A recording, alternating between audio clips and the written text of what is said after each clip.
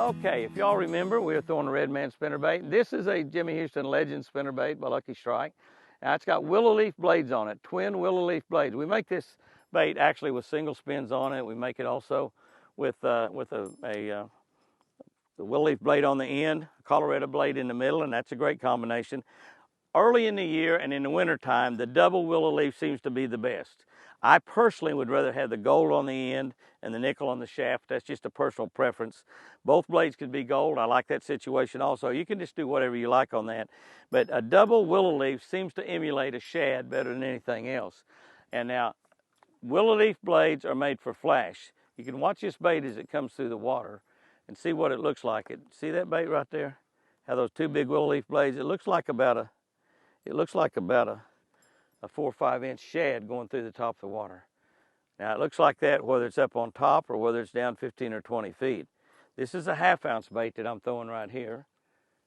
And you see that bait really emulates a big shad. And if you put a little trailer on there, like a little Lucky Swim trailer, a twin tail trailer, something like that on the back of it, it's a great bait for fishing slow in the wintertime, especially if you're fishing for big fish, because it's going to look like a big old shad.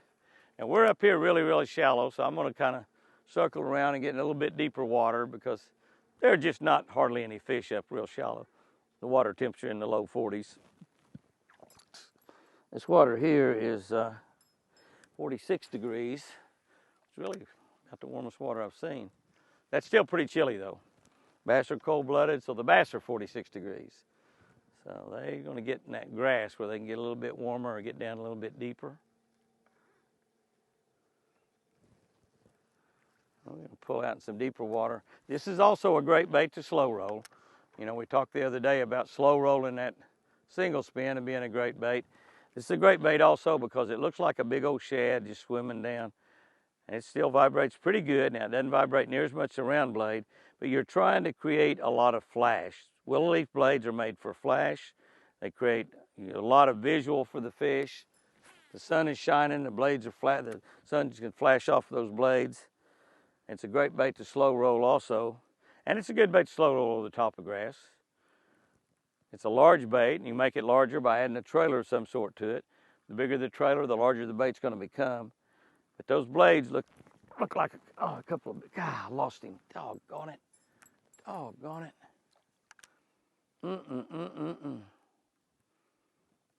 Look like a big old shad coming through the water right there. And for some reason, they don't strike. They don't strike the blades. You think they would, but they strike the hook. Although that might have struck the blade, I don't know. I didn't catch him. I hooked him for just a second, and then he come off. I've got my barb smashed down, but you still shouldn't lose them. Now they don't hit, when you got the bait down slow rolling, they normally don't hit it real hard. Sometimes you don't even hardly feel a strike at all, just a little tick on there. That fish there actually felt him real good. I mean, it's a pretty good strike.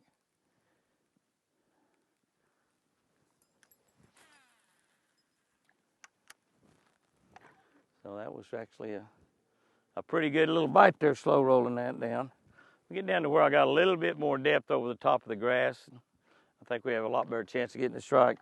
Right now we got about 5 foot over the top of it when I got that strike there.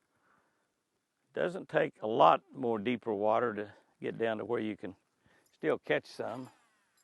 Well, we talked a little bit about slow rolling the spinnerbait, buzzing the spinnerbait, flickering that blade out of the water to look like a shad. We haven't talked anything about color. And, you know, color can be a big deal out spinnerbait fishing. It can mean nothing at all. My daughter, Sherry, she believes that white is right. And so she loves to throw a solid white spinnerbait. Personally, except when the water's cold like it is right now, I like a solid white when it's cold like this. As the water warms up in the spring, I'll start moving to a chartreuse and white.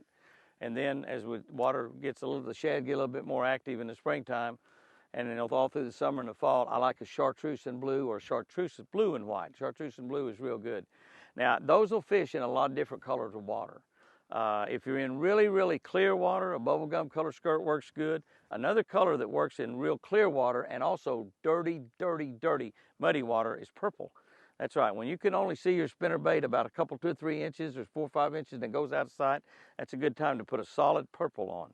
And a purple, I'm telling you, is a skirt that they don't see very often. They see it in jigs. They see it in plastic worms. They see it even on crankbaits, but they don't see it in a spinnerbait very often. And you know, you find a color that they don't see very often. It seems like they bite that. I don't really know exactly why, but it's just because it's a little bit different, something a little bit different, and so that's a good dirty water color. If you'll take a shad and look at it, if you'll take a shad, just hold it in your hand and move it around a little bit, you'll see that it throws off a little blue tint to it. Now, bass can see red and blue in the water more than any other color in most shallow water applications. So if you've got some red on your bait, if you've got some blue on your bait, all the baits that I've designed, if you look at our Redman spinnerbait, if you look at the Legend spinnerbaits, look at most of our crankbaits, they've all got some red in there. And it doesn't take a lot of red, just something where they can see that bait, locate that bait, and a lot of times that's the difference in catching a fish, just that little red that he sees. Doesn't hurt to put red hooks on. The only problem with red hooks, most of the red hooks, the red doesn't stay on. It's on there for a while and it ends up getting kind of washed off or faded out or something. I don't know, it disappears. Can't believe I didn't catch that fish. Our Legend spinnerbait has a long arm. Most all the spinnerbaits that you fish with now, the modern spinnerbaits, the Redman's kind of a throwback, and that's why it catches fish. Fish hadn't seen it in years. But have a longer arm. You'll notice how much longer this arm. When they're talking about a long arm, they're talking about this one. Not the arm that goes back to the head, but the arm that goes out here to the blade. And it comes back, a lot of them come back even past the hook. Ours we make where it will not quite touch the hook. So when you bend it down, it's not going to quite touch the hook right there. And so, but with the blade over it, you've got some protection in there for bait getting hung up. So the long arm spinnerbaits, even though they're not going to vibrate near as much, and the vibration is not going to be a side-to-side vibration, it's going to be simply a blade vibration, whereas the shorter arm will make a side-by-side vibration. But you got some protection back here, so with limbs and sticks and logs and stuff like that, it's less hang this up. You don't hang this bait up near as much as you would a short arm. Although the way our short arm is built, by the time you hit and it tries to turn, it clear it a lot, so it doesn't hang up very badly. But that's one reason on that. Now the other problem though with a long arm spinnerbait, and you'll have happen, is a lot of time the fish will come up. It's a really big fish. He comes with his mouth open, and the top of his lip might hit that blade like that right there. That blade is turning, it hits that. A lot of times he'll turn away, won't go ahead and clamp down on it. So that's a situation with a long arm spinnerbait. Now here's something that I do with most all spinnerbaits. You can see when they come out of the package, they're about like this right here. Now the baits that's got the R bend or the U bend up here, not the safety pin bend, are going to break a lot quicker. It doesn't matter whose brand they are. Unless you got a really big heavy wire and that heavy wire dampens your vibration, they're going to break a lot quicker. You're not going to catch 100 fish on this bait, maybe 10 or 15 or 20, 25 before that bait breaks. But the wider the gap in between the hook and this, the wider that angle is, the more vibration this is going to get. So if I take this bait and open it up a little bit, now you see how much room I got here? Now when I did that, I gave more room for the fish to get to the hook and not hit the top of that blade. Plus the fact with it up like that, I increased the vibration. Now if you'll try that with a spinnerbait and simply throw it out there with it bent down the way it comes out of the package, throw that bait out there. Now you can feel the vibration. The very first cast, you can feel that you've added vibration to that bait. So when you fish that bait wide open like that, you're going to create more vibration. I believe more vibration, more strikes. So try that with your spinnerbaits also, and you can take any spinnerbait you're fishing back with and make it have a little bit more vibration. I don't know who's fishing with this reel, but they got it pretty tight. I'm going to open it up a little bit more. Oh my goodness, made a huge difference. I don't know who was fishing with this rod and reel in my boat last, but had that reel tightened down a lot tighter than I use it. Okay, guys and girls, that's a little primer on spinnerbait fishing. We'll talk more about spinnerbait fishing. We'll do some more videos on it. That kind of gives you a little bit of a variation between a Redman spinnerbait and a Legend spinnerbait.